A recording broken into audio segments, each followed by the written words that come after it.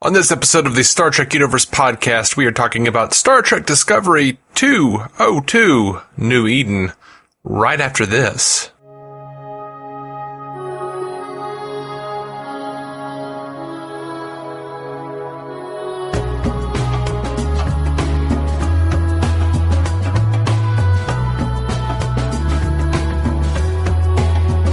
Welcome to the Star Trek Universe podcast. My name is Matthew Carroll.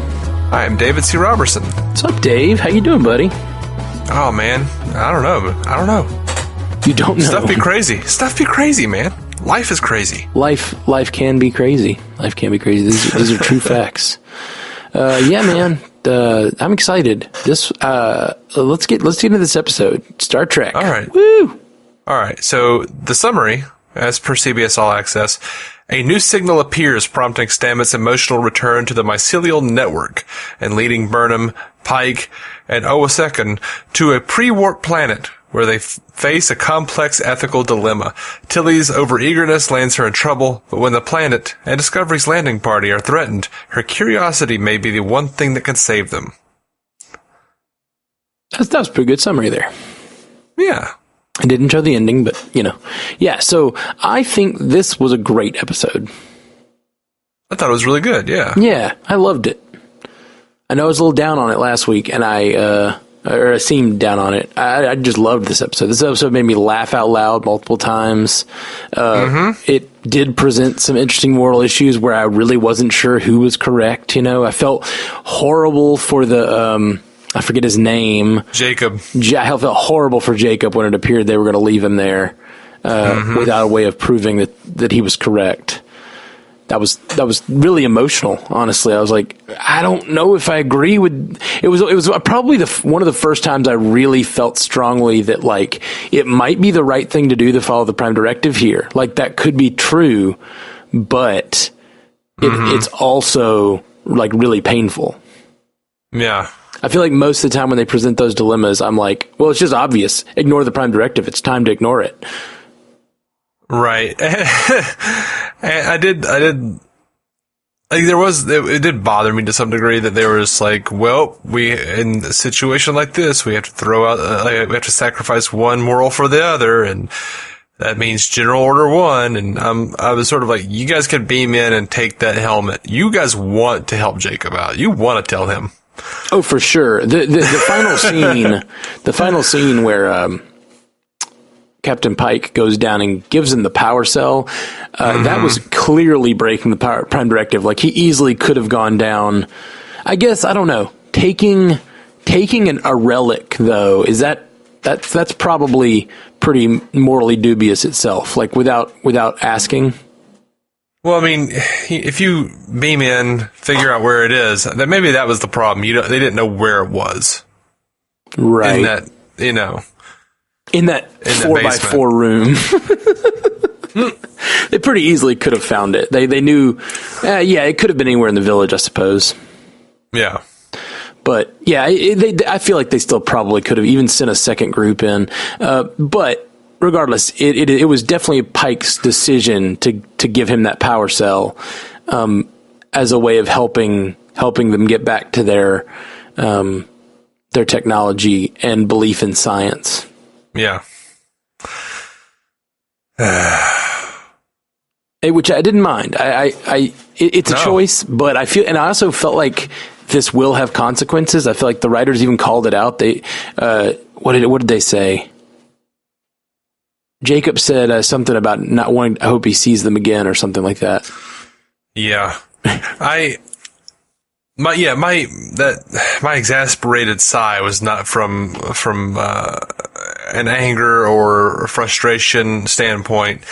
I was really just thinking about when Jacob asks Pike if he has a ship and he can fly, and Pike just kind of goes, "Yeah." It's just he killed that scene, man.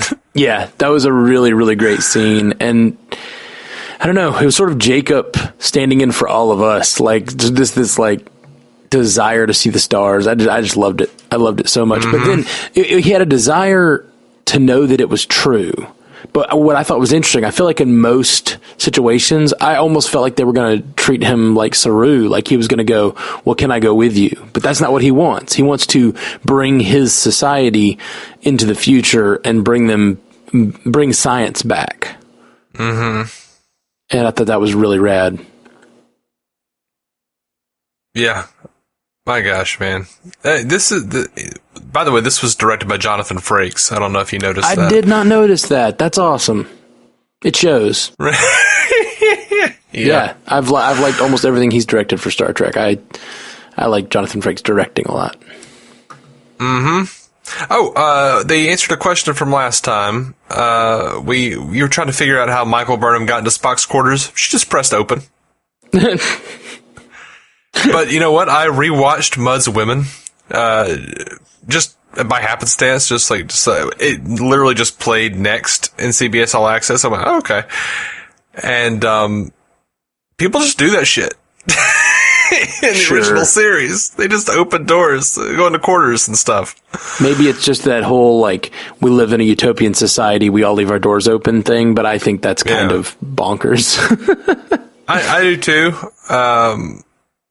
On a ship that has so many scientific and military secrets, like, you can't do that. Well, I mean, we're just talking about private quarters. We're not talking about, we're not necessarily talking about, like, places that would have classified stuff. Sure, but you could still, walk into the first officer's quarters and leave recording devices, or, like, I don't know. Sure, there's ways to headcanon around it. I don't know. I guess, like, it would report that someone had been in there, maybe.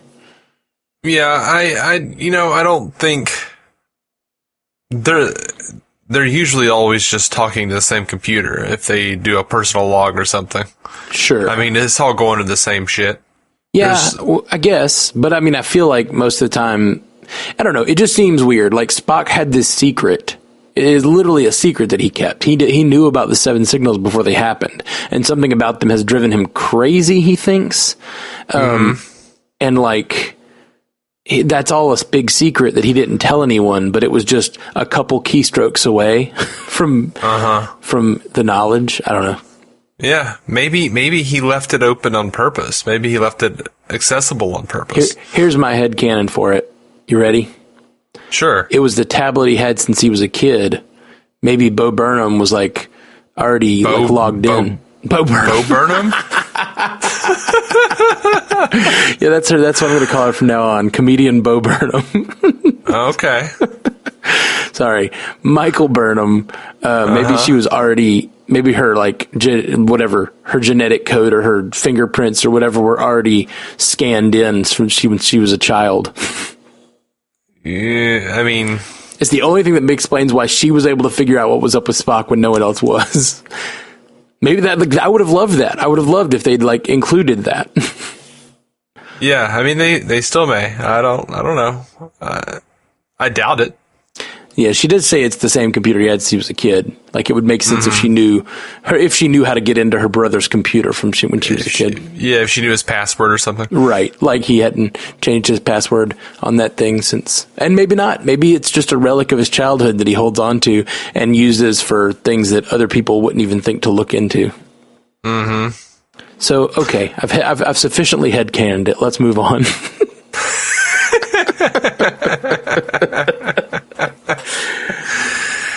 So we learned that Spock is in a psychiatric facility on Starbase 5 and that he's there of his own volition.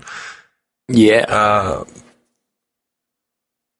So just throwing that out there. That's nice that they gave us that. I figured he was in a psychiatric facility because we saw him there in a trailer. Yeah. I saw him fighting there too. So he's out there of his own volition, but maybe he's trying to get outside of their control. Yeah, I loved all the science / logic versus faith stuff. Me too. I really loved. Can you prove that? It's just really yes, just a great line. We've talked about it a lot. They do it a lot on DS9. The balance between faith and science and proof and all of that is very interesting to me, and I love that. They just did it really well in this episode, and I hope that continues. And I think it might, based on, like, so here's a small theory, based on those themes they introduced in this episode, and the fact that Spock has, I assume, since Burnham believes it's completely illogical, religion is completely illogical, basically, that Spock probably believes the same thing, and maybe something to do with these red bursts. This red angel led Spock to the conclusion that there was some sort of divine, intervention in these red burst circumstances, and maybe he started to see God, as it were, in these things, and maybe that's what made him like, something's a little off with me. I need to go into a psychiatric facility. Yeah. I don't know. I could see Spock choosing to go into a psychiatric facility because logic was failing him. Like, this isn't lining up. I gotta go sit in a padded room and figure this out. Me and Bethany were just really enjoying how much Spock was smiling in Mudd's women. Just saying. Oh yeah, there you go. It's a funny little, like, cocky smile too, because, like, Mudd's got the women walking around, all the men are, like, enamored with him, and then it just, like, cuts up to Spock, who's, like, looking at Kirk like, girl, and he just sort of, like like, walks away like, like, it's a sassy kind of smile. It's really funny. That's great. That's pretty great. Anyway, dude, I loved how they, like, one, name dropped Arthur C. Clarke and co-opted his any sufficiently advanced technology is indistinguishable from magic to any sufficiently advanced extraterrestrial technology is indistinguishable from God. That was awesome. Yeah, that's really fun. I thought it was really cool that the settlers cobbled their fates together. That was really neat. Yeah. I agree. And it was interesting to see a culture built on World War III, era faiths and knowledge, and then they build it into what it is, and this major event of the Red Angel bringing this culture, this small church of 200 people to a planet. The whole thing's interesting. This episode made me really interested in what is the Red Angel, like what could it possibly what purpose could this serve, this action of bringing this church of 200 people and planting it here? Yeah. Clearly, the angel's, like, saving people. That is what it seems like. I'm very, very curious. That, like I said, that first episode did not drive me to curiosity. This one really, really did. I could feel you on that a little bit. Like, I liked the first one, though. Yeah. I liked it. I just didn't feel the emotional weight. And this one, I'm starting to care.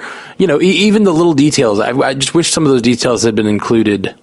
Like, if they'd said the red bursts corresponded to big saviors of life or something like that. Like in the first episode, maybe I'd be like, oh, interesting.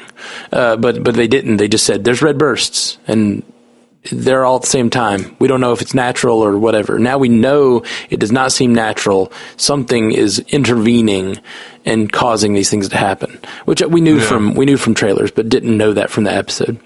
And the Spock stuff, we also have the little piece of knowledge that Spock is in an insane asylum. That makes me way more interested in where he is rather than him just off floating somewhere.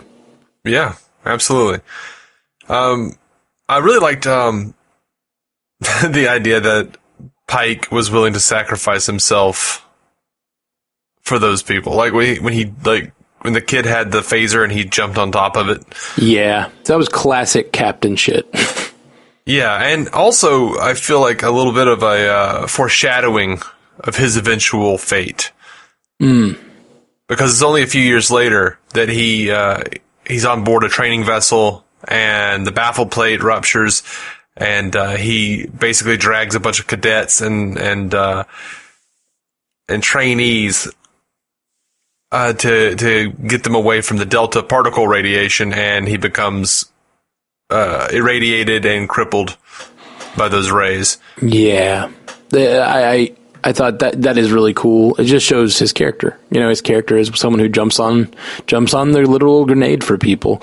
Yeah. And that's great. He's Captain America. Yeah, exactly. It's Captain America. Well, and I think we may have talked about Save the Cat moments on this podcast. If not, I'm sure you being a fan of writing, absolutely know that term. That's his Save the Cat moment for me. Like, he didn't really do anything in the first episode that showed me his character, but in this episode, again, I now care about Captain Pike because he's the kind of guy who would do that, not just for one of his crewmen, but for like a random child on a pre-warp planet. You know, that's big to me. Mm-hmm.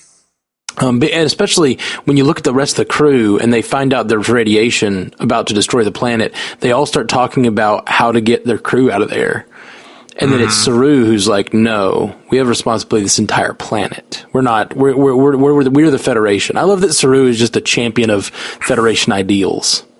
At the end of this, I hope that Saru is the captain of Discovery. I think he deserves it. I really do. Yeah, absolutely. Like, when Pike leaves, I hope he's like, by the way, you're not meeting up with another captain. You are the captain. And just be done. Like, I hope that's true. I think this whole situation with Lorca, like him leading them, I feel like that was dripping off the fact that they all just wanted to save their crewmen. You know what I mean? Like the fact that Lorca would have probably been like, yep, got to get him out of there. Let's go. You know? Maybe. I don't know. I just don't. I see Lorca. Well, obviously, given all the things we know about Lorca now, he probably doesn't mind a pre-warp civilization being destroyed. But he also, maybe. But he also always seemed to want to save the Federation people, and didn't seem like, I don't know. He seemed generally annoyed at what was the planet that had basically the living planet. Last couple episodes of... So Pavo? Pavo, yeah. He seemed generally annoyed by the need to save Pavo. Like, he knew it was a Federation, like, directive and he had to follow it, but, like, he was like, I don't know, he seemed grumpy about it. He did. And so I feel like these are humans, so maybe he'd view them as Terrans and see their potential, but, I don't know. A general pre-warp civilization, I think he'd probably be willing to abandon to say... He definitely is not a jump on a grenade kind of guy. Right. So, I loved sad Stamets, man. I loved Stamets not being able to deal with being on Discovery. It was heartbreaking, but it was good TV. Yeah, it was good TV. I liked it. And I really loved the kind of turnaround of he is scared that he's going to see Hugh because it would mean he's holding on to the past, and he has moved forward, all the stuff he's talking about, seeing Hugh and how painful it would be to see Hugh, but then he clearly does not see Hugh, and then that causes him to go into even more pain. Like, he clearly was lying to himself a little bit about what he really wanted. He wanted to see Hugh in the network. Which I like that they're touching on that. I know my theory is that the mycelial network was communicating to him itself. Oh, yeah. And I'm hoping that is the case, and I like that they're staying on that. We weren't even sure they were ever going to use the spore drive again, and clearly they are, which means they can go to parts of the Star Trek universe that we haven't seen in any other Star Trek. I mean, like, they could fly out to the Delta Quadrant if they wanted to. Yeah, but also... Because they're saying it now, like, in the episode, this is like the second time in the season they've said that, nothing gone is ever truly lost, or whatever. He's talking about seeing Hugh, now Tilly's seeing her dead friend from the day, back in the day. That's right. Remember the little green particle? I bet that shit is, I think that's, like, part of the mycelial network, but also I think, like, people die and go there. Huh. That is possible. It is possible they go there. It is also possible, like, just the memory of them is stored in the mycelial network somehow. Yeah. But yeah. Really, what is the difference, maybe? I mean, since the mycelial network connects everything everywhere. Yeah, space, and it seems to go through space and time, because they did jump time in the last episode. So it just opens up so many places they could go with Discovery. And, like, although it's a prequel, it could become not a prequel at some point. Yeah. It's very possible the spore drive could lead them into the future. We haven't really touched much on the Tilly storyline.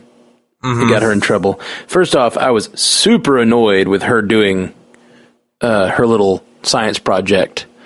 And that she's an ensign going in there and causing, like, damage and what could have led to much more damage. I don't know.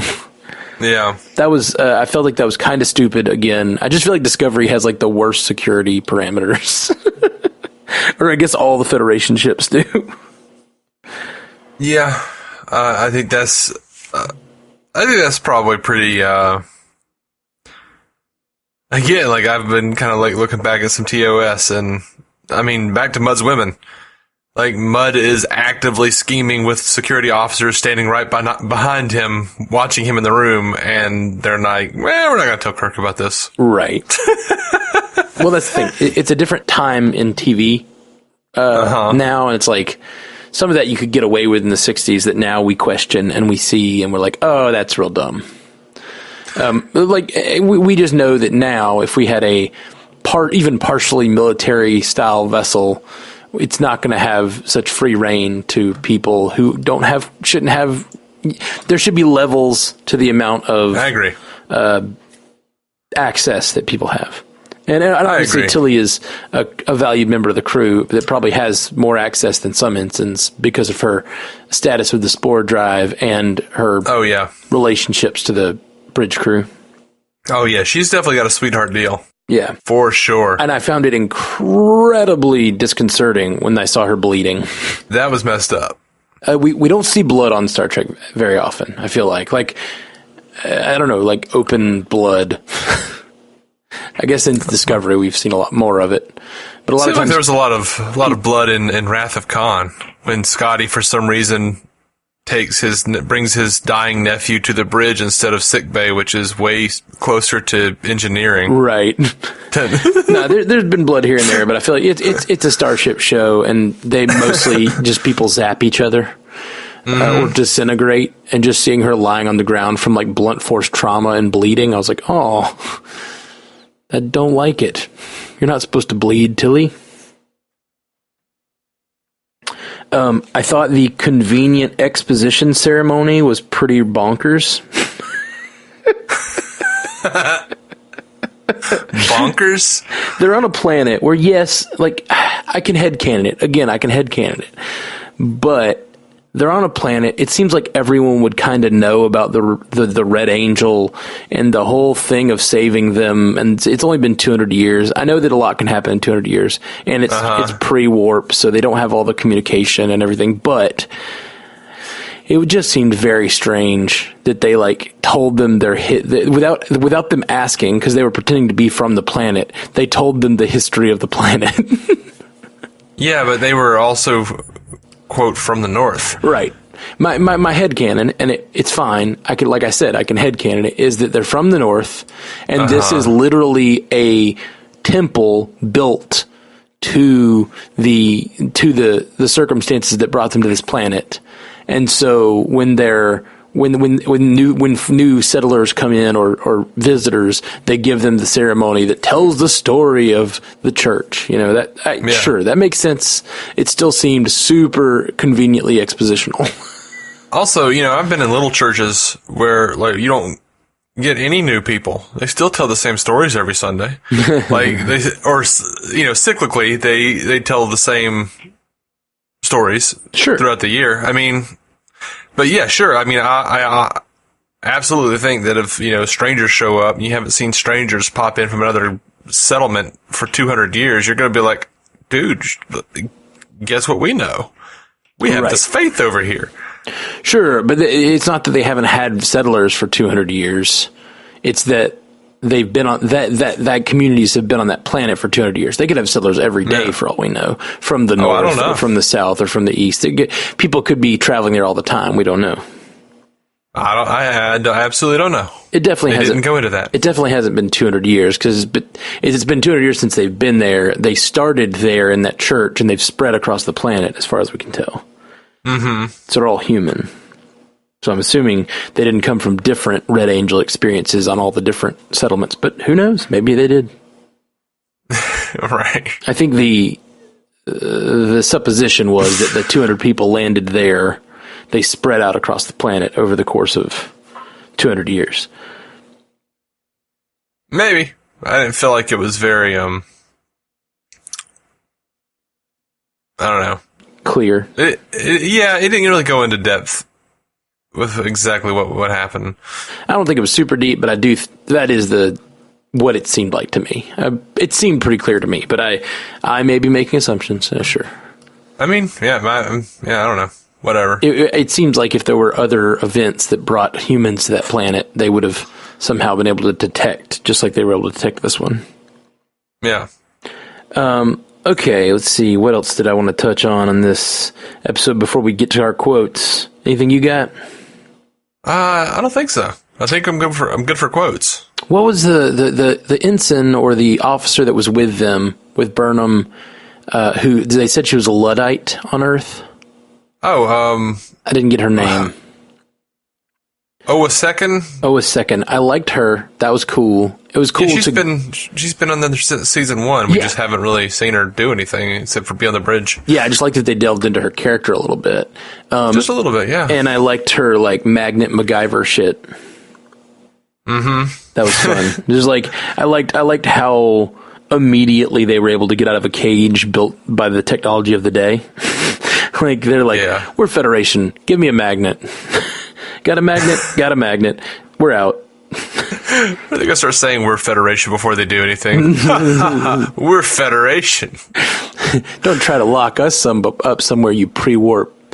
You know, you're the Luddites now. Uh-huh.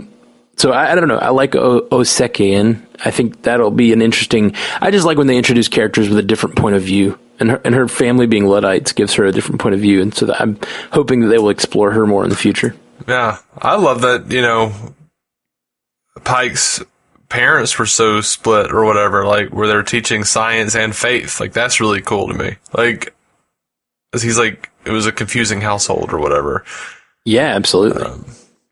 Yeah, I like the diving a little deeper into Pike, even if I do consider it an alternate reality. Yeah, totally. All right, that's about all I wanted to touch on. Any you want to get to quotes? Sure. I think my favorite is, if you're telling me this ship can skip across the universe on mushrooms, I'm going to have to go on faith. Yep, I had that one. Super good. Absolutely. You brought this one up. The faith they cling to is a lie, and he says, "Can you prove that?" Yeah. That's fantastic. That's really good. I have a lot of really just silly ones. A lot of things really made me laugh this episode. I really liked when she interrupts the computer. She's talking about her using the laser, and it says, that will result in, until he says, boom. And then there's a long pause, and the thing goes, confirmed. Yeah, that was funny. It was good. It was actually it was really touching when Saru was like telling Tilly, before we care for others, we must care for ourselves. You're important. Yes, I have that line too. And it's a great line. It's a very true line.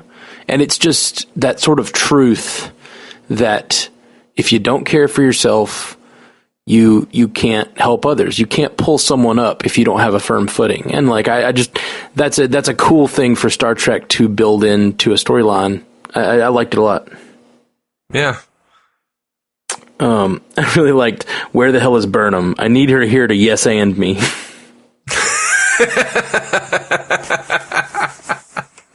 Yeah, I liked that. That's super good. I don't know that it makes sense from a Tilly perspective, but I liked it a lot. Because I don't think she meant by that was she needs her there to bounce ideas off of, but like calling it yes anding me was really, really funny to me. Mm-hmm. That was good. As a comedy fan, I love that. My last one was... It's two, but it's the same situation. I loved when Tilly said that she's trying to convince them all to do that the donut maneuver. And it's the first time she says it. She says, "You'd be doing a donut in a starship." That's a good line. It's funny that they're doing a donut in a starship, but what I really loved was the lady's reaction is so funny. She's like convinced by it and says, "That's true." It's like Detmer, that's her name. Detmer, okay. Yeah, the way she said "that's true" was really funny. Yeah. And then a little later she says, "Executing donut maneuver, sir." Yeah. That's no dumber than slingshot maneuver. Why is it always got to be dumb with you, man? I'm not. That's what I'm saying. I'm defending it. Just enjoy it, man. Enjoy it. I'm defending it. Doesn't sound like it. I said it's no dumber than slingshot maneuver. Slingshot maneuver was fun. I feel like that's the kind of thing I'm saying that people might say, "Oh, that's dumb, a donut in a starship." Yeah. I'm like, no, it's the same kind of thing they would call it in the original series when they called it a slingshot maneuver. Not calling it dumb. I mean, I am calling it dumb, but it's no dumber. It's dumb in a fun way. And I'm totally down. All these negative terms. Oh, whatever. I love this episode. Oh, here's the thing I really liked. They kind of mirrored Lorca, except, okay, last year, Lorca says context is for kings. This episode, Pike says context can alter our perspective. Yeah. Interesting. I like that difference. Yeah, for sure. So he's talking about sort of the use of context as a tool, whereas Lorca is talking about the exclusivity of context. Mm-hmm. It's interesting. Yeah, love this show. Love it, love it, love it. I as I said, first time I watched the first season, I didn't really like it. On a rewatch, it won me over. A lot of the stuff that I didn't like, I just kind of expected, and I guess I forgave a little better. And now the second season is just really hitting on all cylinders for me. I like it. Yeah. All right. So there's a little bit of trivia. Yeah. Throw it out.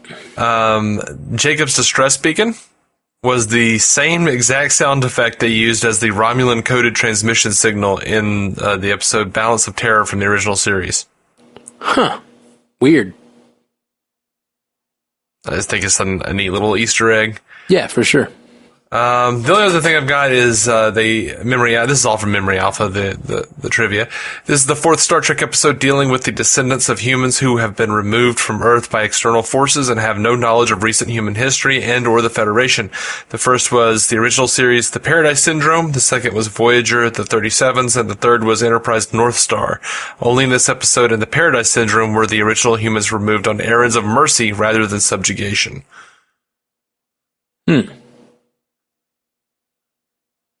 Yeah, I'm enjoying the show.